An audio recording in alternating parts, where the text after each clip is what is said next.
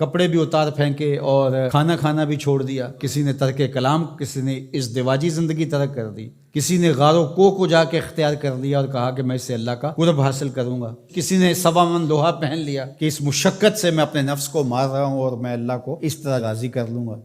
تو اس طرح سے اپنے آپ کو مشقت میں مبتلا کر دیا اور وہاں جا کھڑے ہوئے جہاں شریعت نے ان کو کھڑا ہونے کا نہیں کہا ہے۔ تو پھر کیسے زندگی میں نیکی کا حقیقی تصور ابھر سکتا ہے؟ کہا کہ اس کو ابھارنے کے لیے، حقیقی رہنمائی لینے کے لیے تمہیں پیغمبروں کی دہلیز پہ آنا ہوگا۔ جب پیغمبروں کی دہلیز سے ہٹو گے پھر خود ساختہ چیزیں، یہ جو روحانیت گھڑی ہے ماضی میں یہود نے، نصارہ نے، یہ حضرت عیسیٰ علیہ السلام کی اور ان پیغمبروں کی تعلیمات نہیں تھی، انہوں نے خود گھڑی ہے کہ ہم یہ نہیں کریں گے، ہم وہ نہیں کریں گے۔ اسلام نے اس کی نفی کر دی، سرے سے نام لے کر، لا رہبانیت فی الاسلام، اسلام میں رہبانیت نہیں ہے۔ اسلام کی رہبانیت ایک ہی بتائی گئی ہے اور وہ جہاد ہے، جس میں آپ اپنا سب کچھ پیش کر دیتے ہیں، اور اس کا مقصد بھی غلبہ حق ہے، اسلام کے پرچم کو بلند کرنا۔ باقی آپ کو انفرادی طور پہ کچھ وقت کے لیے تبتل اختیار کرنے کا کہا، جس طرح رمضان المبارک میں آپ اعتکاف بیٹھیں، آپ نماز میں یکسو ہو جائیں، تو کچھ مخصوص چیزیں ہیں جس سے آپ کی تربیت ہوتی ہے،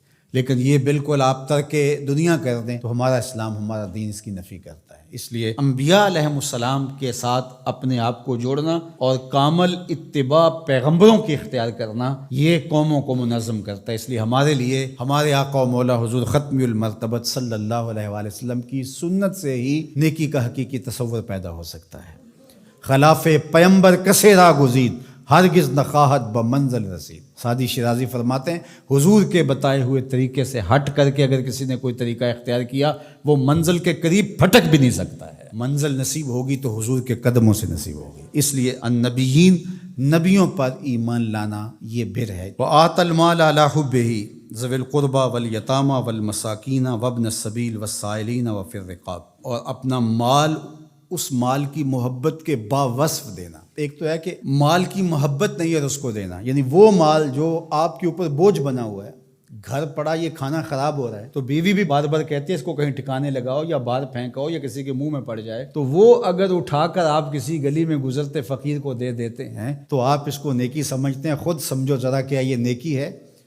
تم تو اپنے سر سے بوجھ اتارا ہے، دینا کون سا ہے؟ وآت المال علی حبہ، مال کی محبت آپ کے اس کو جدا کرنے کو جی نہ چاہے، لیکن اللہ کی محبت میں پھر بھی اس کو جدا کر دو۔ اس مال کی محبت ہو تمہارے اندر، اللہ اکبر، یہ ہے نیکی۔ اللہ تعالیٰ نے ارشاد فرمایا، یہ چوتھے پارے کا ابتدائیہ ہے، لن تنالوا البر حتی تنفقوا مما تحبون۔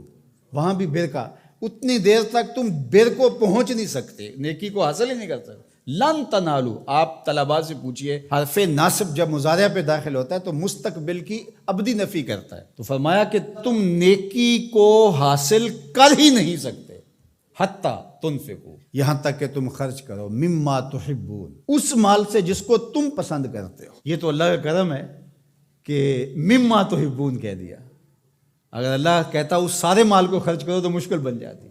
کہا جس کو پسند کرتے ہو اس سے خرچ کرو، یعنی تم نے پھل توڑا ہے تو اس کی یہ ایکسپورٹ کوالٹی بنائی ہے، یہ اپنے لیے گھر کے لیے رکھا ہے، اور یہ سڑا پھڑا داغی یہ ایک سائڈ پہ رکھ دیا ہے، تو اب اللہ کی راہ میں تم اگر دینا چاہتے ہو تو اس سے دو جس کو تم خود پسند کرتے ہو۔ یہ گلا سڑا تم اپنے گھر نہیں لے جانا چاہتے، یہ تم سستے داموں بیچو گے یا پھینک دو گے، تو تم نے کہا چلو اس کو پھینکنا کیا ہے، یہ غریبوں میں بانٹ دیتے ہیں، تو تم نے وہ غریبوں میں دے دیا۔ تو نیکی کی حقیقت کو تم نہیں پہنچ سکتے جب تک اس سے نہ خرچ کرو جو تم خود پسند کرتے، مما تحبون، جس کو تم خود پسند کرتے۔